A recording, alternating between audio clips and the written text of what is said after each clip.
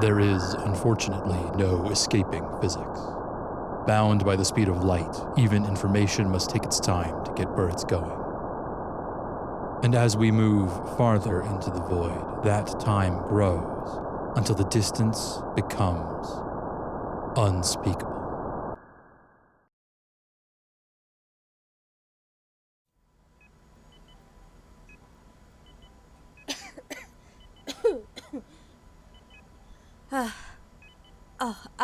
I'm so sorry to start the call this way. I've been a little under the weather, so to speak. Although, in space is really not much weather, but you know how I like some old Earth sayings. I'm gonna try and get through this as best as I can. The others are trying to get me to rest, but this is important. I don't want you to wait any longer to hear my message. I'll get into why I'm feeling a little sick and why it might have taken a little bit longer for me to get back to you. But first, it's more important for me to respond to what you said because it's wonderful.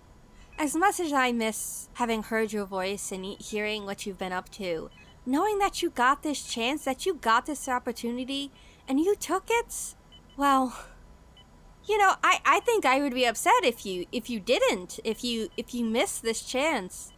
I know it's something you've been wanting for so long, and I mean, I got my own chance, and it's gonna take me much longer to get back to you, to get back home. I want you to do things for yourself too. I want you to take those opportunities, those chances. You know, I want you to be happy. I want you to take these opportunities and any other that you can find. Sorry, I might be getting a little too excited. But I mean it. I want you to. 'Cause the only thing that matters is that you are safe and happy and that you give me a message every now and then.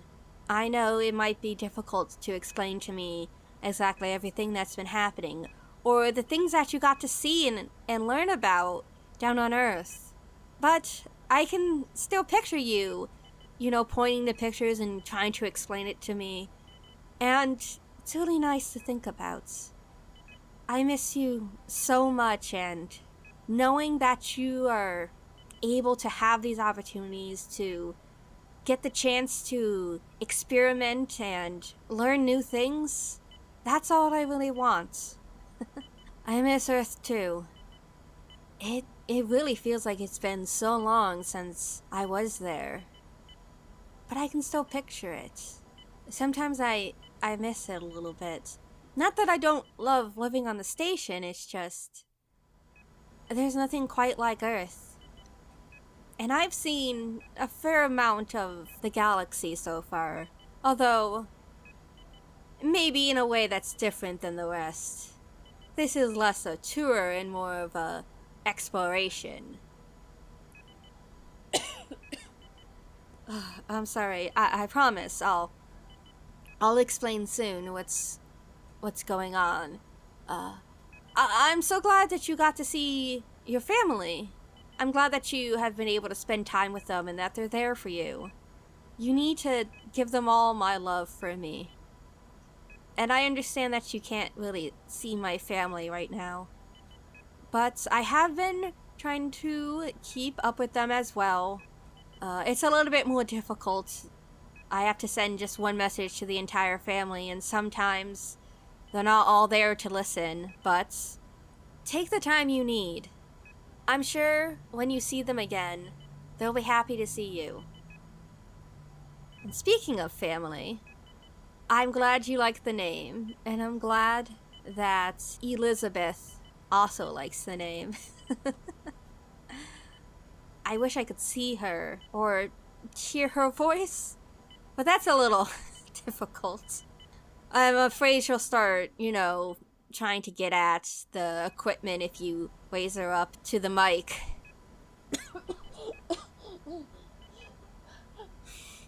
Yes, What's been going on with me? Well, we managed to make it into the asteroid belt, and I know you were concerned, but everything was fine. Everything is fine. I promise. I know it might sound like things aren't okay, but I assure you, I'll be okay. We landed and we went out there. We got some samples and we were going to examine them, and there was this dust when we were breaking apart one of the rocks that we retrieved that we believed had the sample of the alien life form, and I kind of might have breathed it in, and it's been making me feel a little sick. But I'm okay. There's a doctor on board. I've been examined. There's no weird space fungus or alien life form that's growing inside my lungs.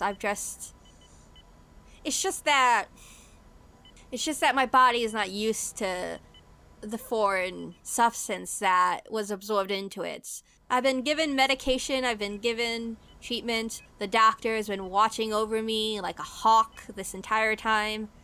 I promise you, I'll be okay. Even if I have to fight off this infection, find some magical cure, if it gets worse, I will be okay, Sage. I promise. And in some ways, it's a little exciting. I know that sounds bad, but this is something new, something that we can examine and take notes on and research, the way this asteroid dust is affecting me. And there's so much else that's happening, so much else that we've been able to examine and explore. We found something. We found traces of alien life form, things that aren't recorded anywhere. We're on the path to finding something amazing, to really find... I'm sorry, I can't get too excited or else, I'll start a coughing fit. But, I'm so excited for what we discovered. I can't tell you much about it right now. We don't understand everything yet, and I would hate to give you some half-ass explanation about what's going on. Especially because I'm not sure how well I could explain it in a way that makes sense to those who don't have a PhD in xenobiology like me. But it's so exciting, and it's exactly what we've been looking for. We're really getting to what we want to do. What we're out here for. I miss you. I've listened to your message while I was in the worst of it. And as soon as I was able, I had to respond back. Hearing your voice in its own way, it was a kind of medicine for me too. It was warm and soothing, and it was almost...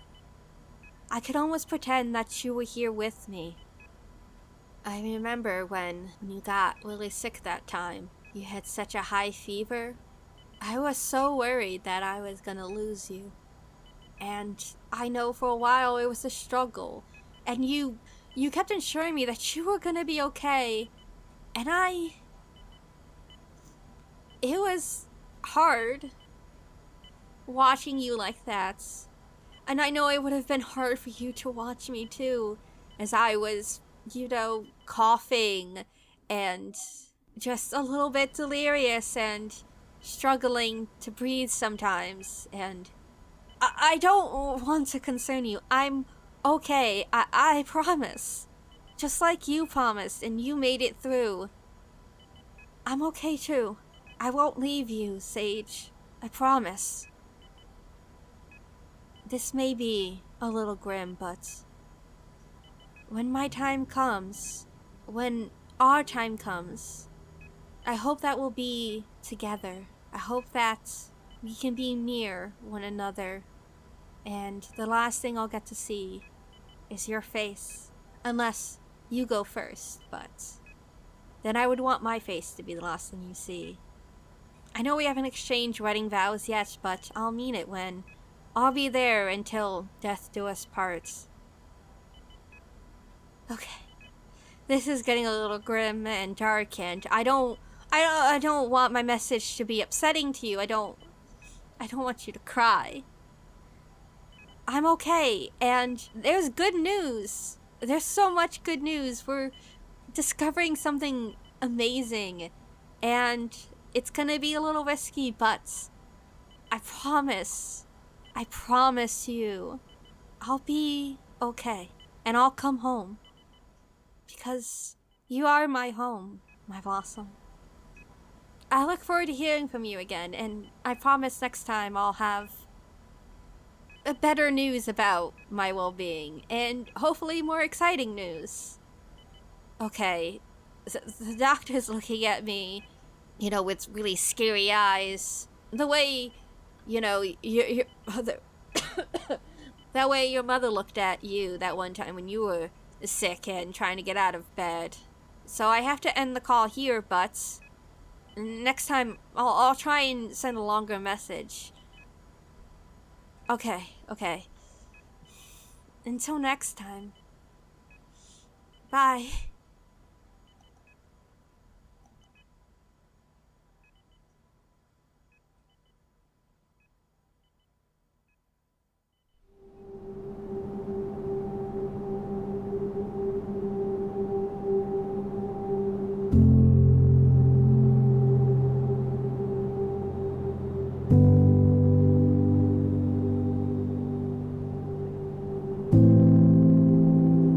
Unspeakable Distance is an actual play podcast of Communication Delay by Audio Quinn. A link to the game's itch.io page and credits for our players are available in the show notes linked to this episode. This podcast has been a production of the Library of Cursed Knowledge Podcast Network.